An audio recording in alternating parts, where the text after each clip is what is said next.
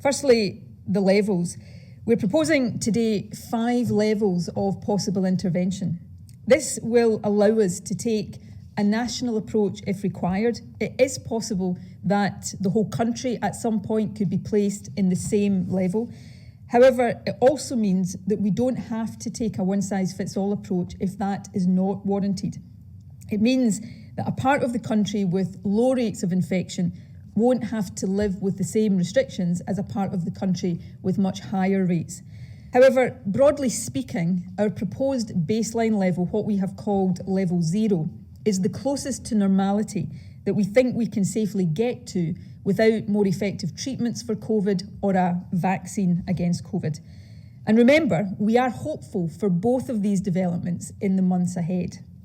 Level 0 is broadly comparable to the position we reached in August when the virus was very suppressed in Scotland, but still a threat.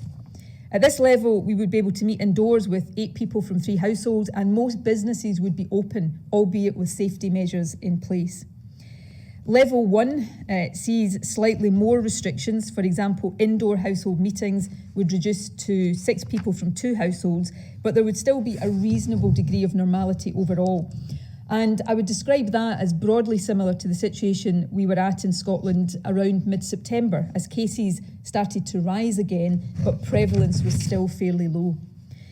Now, getting back to level 1 and then to level 0 and being able to stay there is what we are aiming for this side of better treatment or a vaccine. However, levels 2 and 3 are intended to apply at times such as now, when transmission is higher and rising.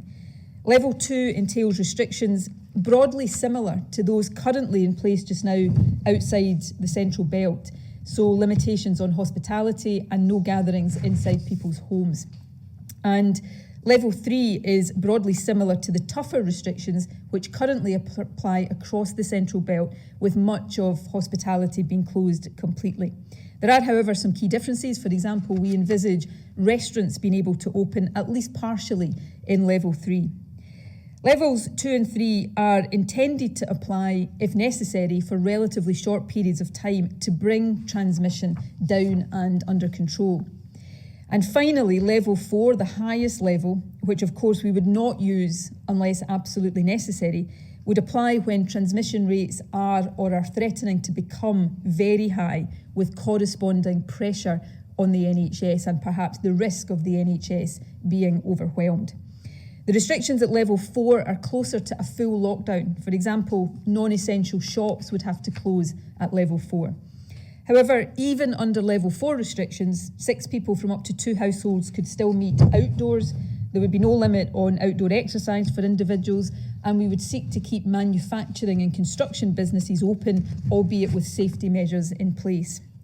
In other words, we do not envisage returning to a situation as severe as the first lockdown imposed back in late March.